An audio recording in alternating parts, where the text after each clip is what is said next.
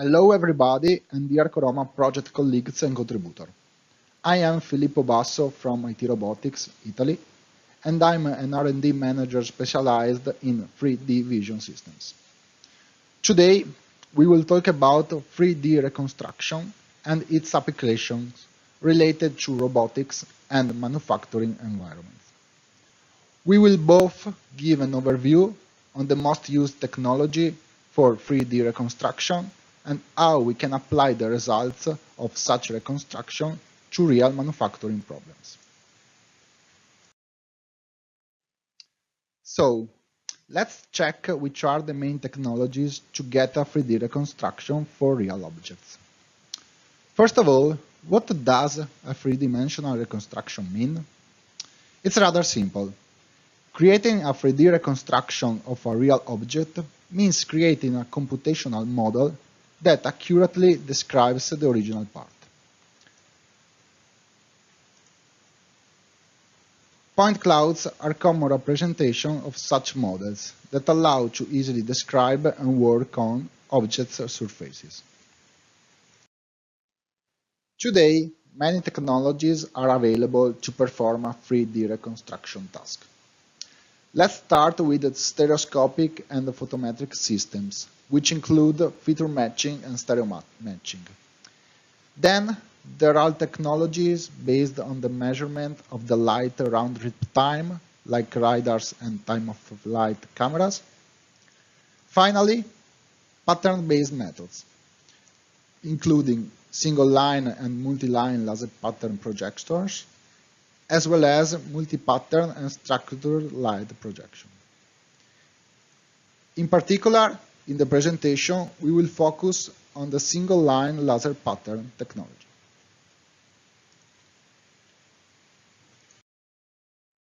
Feature matching, but also other stereoscopic and photometric systems, use multiple bidimensional images to collect information on depth. On the left, you can see an example of a 3D from a stereo camera. Two images are collected from two calibrated different cameras. B, a disparity map is created from these two images, and then C, the disparity is converted into a point cloud. You get one 3D point for each pixel. The stereo matching is rather expensive in terms of computational power, but results in a very detailed reconstruction if the frame seen is well textured. On the right, instead, an example of 3D from feature matching. Features from two images are extracted and matched. Then each point is triangulated to get a sparse 3D reconstruction of the scene. This approach causes very low accuracy and robustness in 3D reconstruction, and it is also really expensive from a computational point of view. A time-of-flight system resolves distances based on known speed of light and flight time measure of a light signal between the camera and the subject. It recognizes three-dimensional surface position using the time that the light needs to go through the space and its wavelength properties. LiDARs are time-of-flight based sensors commonly used to make high-resolution maps, with applications in geography and geology. Very precise yet expensive, a LiDAR projects a light pulse, receives it, and computes the distance. Common LiDARs emit one single pulse per cycle. This technology is highly used in autonomous car systems because of its reliability, even in case of untextured surfaces. Time-of-flight cameras, on the other hand, are based on the same measuring principle, but provide a full 2D image at each shot, like common cameras. Each pixel contains a value of the distance measured along the pixel direction. Pattern-based approach try to reduce the problems of stereo cameras by substituting one of the two cameras with an active projector. The known light pattern is used to simplify the feature detection and to add a texture even on untextured surfaces. Structured light and multi-pattern projection systems looked at the deformation of the pattern on the subject. The pattern is projected onto the subject using either an LCD projector or other stable light source. A very famous example of device using these technologies is the Kinect first version. The Kinect projects an infrared pattern and uses its deformation to estimate the depth of each pixel. Many different patterns can be projected on target subjects, like line patterns, dot patterns, and also more complex patented even patterns.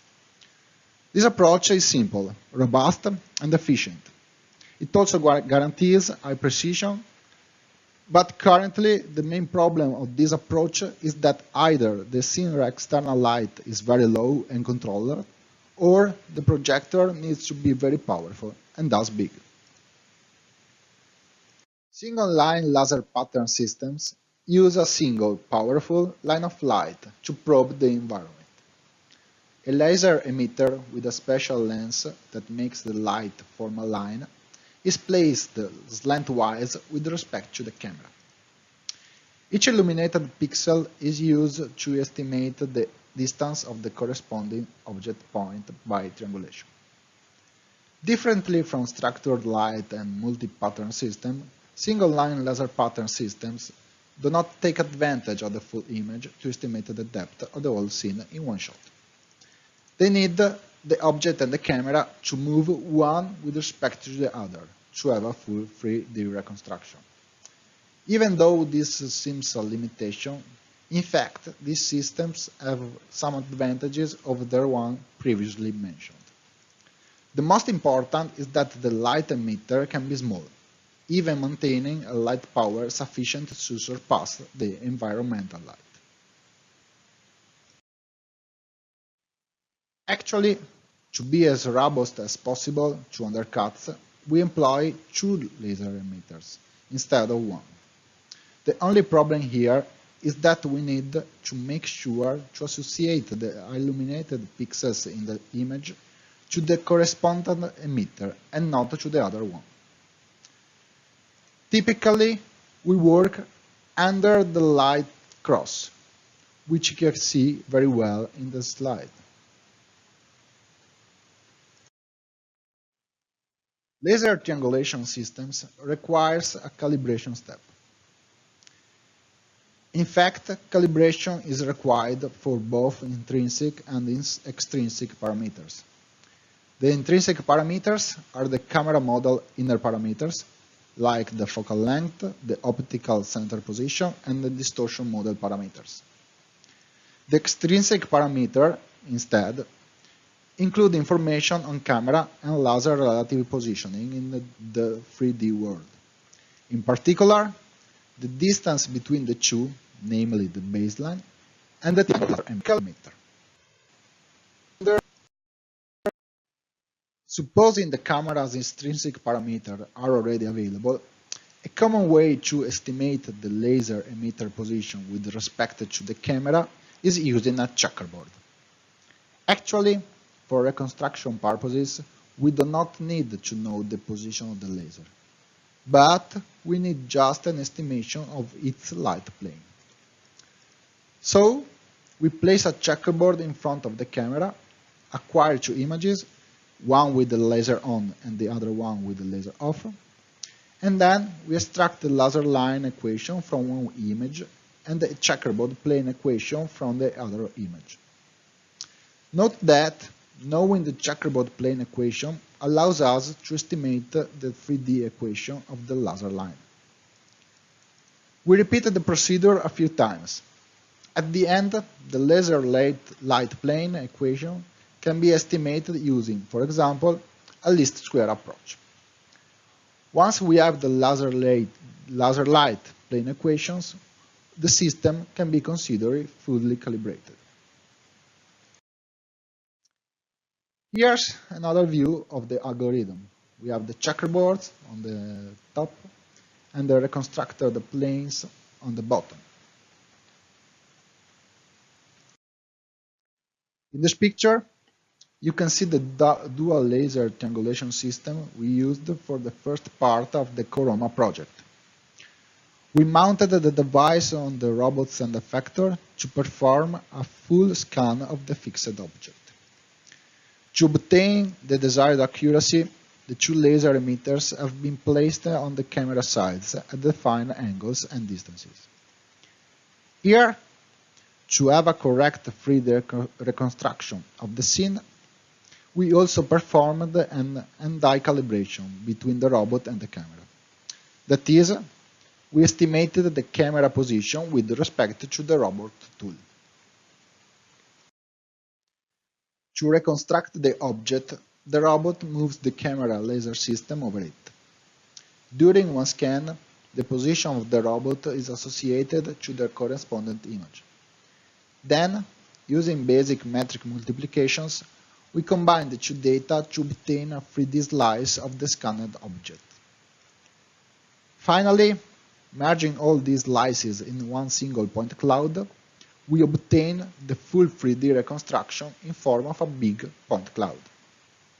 Actually, the most difficult part here was the synchronization between the robot positions and the captured images.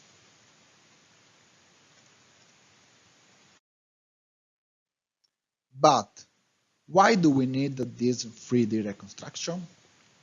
Actually, this kind of systems can be used in different applications. In this slide, I tried to summarize the points in which the technology could prove effective. As you can see, there will be quite many, from cutting to washing and sandblasting.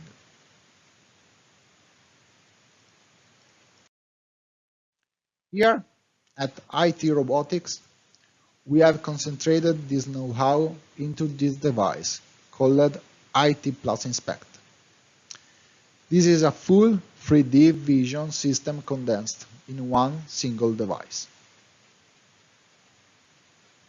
This device ideally works with a custom application, Smart Inspect, that we developed here at IT Robotics, and with a connected robot arm most of the times. The IT performs both 2D and 3D acquisitions of a target object. Acquisitions are then processed by Smart Inspect, which gives real-time feedback on both acquisition process and inspection result. Thank you very much for your attention. If you have any question, please don't hesitate to contact me. Thank you very much again.